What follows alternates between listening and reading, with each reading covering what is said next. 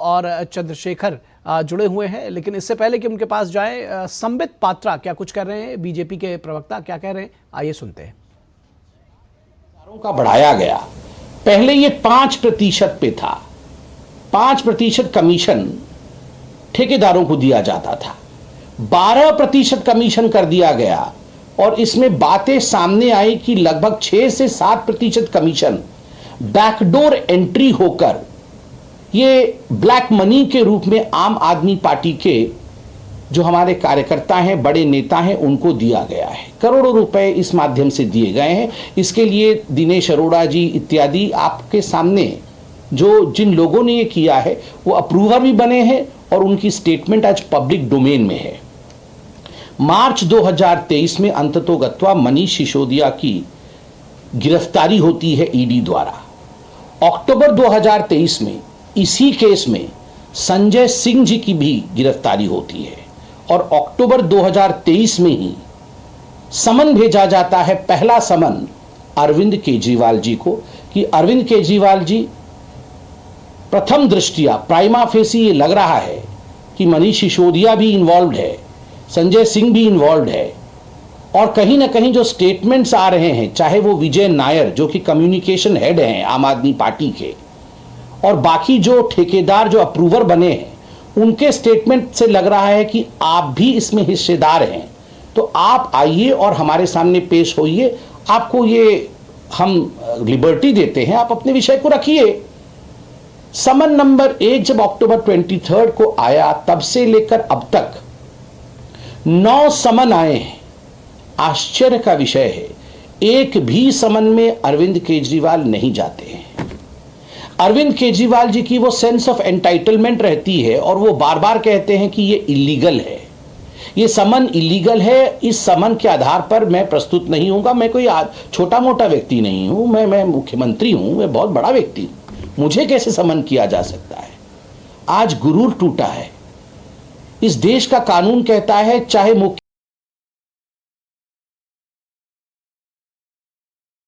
काम नहीं किया है, कानून को तोड़ा है और समन किया जाएगा तो आपको समन का सम्मान करना है, आपको आके प्रस्तुत होना है। अरविंद केजरीवाल नहीं आए, बीच में क्या हुआ आप देखिए। मनीष सिसोदिया और संजय सिंह, इन सारे विषयों को लेकर कई बार, ऐसा कोई कोर्ट हिंदुस्तान में बाकी नहीं है जिन कोर्ट में सुनवाई नहीं हुई इनकी बेल को लेकर और शराब घोटाले के विषय को लेकर। मुझे लगता है हम तो पॉलिटिकल पार्टी के प्रवक्ता हैं, हमारे ऊपर बायसनेस का आरोप लग सकता है कि चलिए आप बीजेपी से प्यार करते हैं, आम आदमी पार्टी आपकी ओपोनेंट है, आप तो बायस्ड बयान देंगे। But the courts are not biased. I have statements of the court in my hand. What does the court say in case of सिसोदिया's bail? Mr. Sisodia played the most important and vital role in the criminal conspiracy and had been deeply involved in formulation as well as implementation of the said policy to ensure achievement of objectives of the said criminal conspiracy. Court कहती है कि जो सिसोदिया साहब है, एक criminal conspiracy हुआ दिल्ली की जनता को लूटने का, और इस क्रिमिनल कॉन्स्पिरेसी में सिसोदिया साहब संलिप्त है। सिसोदिया साहब को बेल नहीं दिया जा सकता है और क्रिमिनल कॉन्स्पिरेसी में वो अक्यूज्ड है। आप सोचिए, ये दिल्ली की कोर्ट कहती है, ये छोटा विषय नहीं। दिल्ली हाईकोर्ट क्या कहता है? दिल्ली हाईकोर्ट कहता है allegations are very serious in nature. जब बेल को रिजेक्ट किया गया और सारे तथ्यों को देखा गया, तथ्यों के आधार पर सुनवाई हुई, तो दिल्ली हाईकोर्ट ने बड़े स्पष्ट शब्दों में कहा these allegations are very serious in nature. इतने सीरियस एलिगेशंस हैं और आम आदमी पार्टी नाटक नौटंकी करने में लगी है। Should there be an investigation, a fair investigation on allegations that are serious, or should there be high drama, high voltage drama on allegations that are serious? This is for the people of Delhi and this is for the people of the country to decide. Investigation महत्वपूर्ण है या drama महत्वपूर्ण है? जब allegations बहुत serious हैं, ये हिंदुस्तान के लिए सोचने का विषय है। केवल इतना ही नहीं, सर्वोच्च न्यायालय, सुप्रीम कोर्ट में जब ये पूरा विषय जाता है, मनीष सिसोदिया जी के बेल का एक्साइज पॉलिसी के केस में संजीव खन्ना, जस्टिस संजीव खन्ना, उन्होंने बड़े स्पष्ट शब्दों में एक वाक्य कहा जो यहां मैं पढ़ना चाहूंगा और जो मुझे लगता है इट वॉज द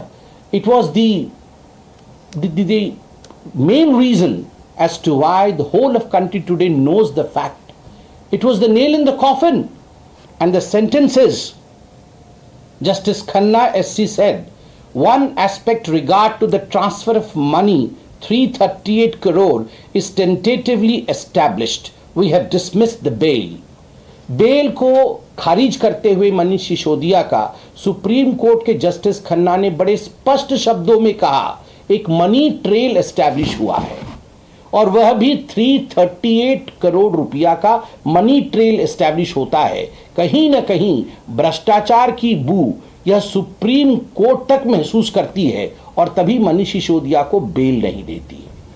जिस देश के सर्वोच्च न्यायालय ने मनी ट्रेल के बारे में बात किया, आप बताइए क्या वो व्यक्ति गिरफ्तार होना चाहिए या नहीं? उसका जो किंगपिन है, सरगना है, अरविंद केजरीवाल गिरफ्तार होना चाहिए या केवल वह एक मुख्यमंत्री है, वह एक साधारण आम आदमी नहीं है, इसलिए उसे छोड़ देना चाहिए? इतना ही नहीं, आप सभी जानते हैं कि सीएजी की भी रिपोर्ट आई थी। सीएजी की रिपोर्ट ने दिल्ली एक्साइज पॉलिसी को लेकर बड़ा स्पष्ट मत रखा कि 2002 करोड़ रुपए का नुकसान इस न्यू एक्साइज पॉलिसी के कारण, इस नए आबकार नीति के कारण दिल्ली के खजाने को, दिल्ली के एक्सचेकर को हुआ है। 2002 करोड़ से अधिक का नुकसान होता है दिल्ली के खजाने को। इसके लिए रिस्पॉन्सिबल कौन है? Do we have a chief minister who only enjoys the perks of being the chief minister, who stays in a sheesh mahal, who can build palaces for himself, but who would not be accountable for the loss of more than 2,000 crore in a policy which has been drafted by him? क्या दिल्ली के chief minister अपने लिए महल बना सकते हैं, शीश महल में रह सकते हैं, जेड प्लस सिक्योरिटी में घूम सकते हैं, किंतु 2000 करोड़ से अधिक नुकसान जो दिल्ली को हुआ है, दिल्ली के खजाने को हुआ है, यदि उस पे उनसे सवाल पूछा जाए, उससे उनसे जवाब मांगा जाए, तो वो विक्टिम कार्ड खेलेंगे, तो वो ड्रामा करेंगे? No mister Kejriwal, it is high time that the people in this country who are embroiled in corruption need to be arrested, and you have been arrested. हाल फिलहाल में 2 दिन पहले जब के कविता को, जो बीआरएस पार्टी की हैं, उनको अरेस्ट किया गया, उनसे जांच पड़ताल किया गया, उनसे इंट्रोगेशन किया गया, पहली बार ईडी ने जो प्रेस रिलीज जो पब्लिक डोमेन में है उसे रखा। तो आप संबित पात्रा को सुन रहे थे। अरविंद केजरीवाल पर बीजेपी ने निशाना साधा है और यहां से आपको सीधे लिए चलेंगे थिम्पू, जहां पर प्रधानमंत्री नरेंद्र मोदी का भूटान थिम्पू पहुंचने पर जबरदस्त स्वागत किया गया है। और स्वागत आप देख सकते हैं कि सड़क के किनारे खड़े हुए हैं भूटान के नागरिक और प्रधानमंत्री का उन्होंने किस तरह गर्मजोशी के साथ स्वागत किया है। तो ऐतिहासिक स्वागत है, क्योंकि आप ये देखते होंगे कि राजनयिकों द्वारा या अपने समकक्ष के द्वारा स्वागत किया जाता है, लेकिन यहां पर जनता उमड़ पड़ी है प्रधानमंत्री का स्वागत करने के लिए। तो प्रधानमंत्री की लोकप्रियता और साथ ही साथ भारत भूटान संबंध को दर्शाते हैं ये दृश्य। तो ऐसे दृश्य जो है वो विरले होंगे जहां दूसरे देश के प्रधानमंत्री का स्वागत करने के लिए आम जनता सड़कों पर आ जाती है। ये थिम्पू से बेहद महत्वपूर्ण, बेहद जिसको कहना चाहिए कि प्रसन्न करने वाले किसी भी देश के नागरिक के लिए ये दृश्य है। भारत के लोगों के लिए भी ये दृश्य बहुत सहृदय और अच्छे टोन और टेनर में है।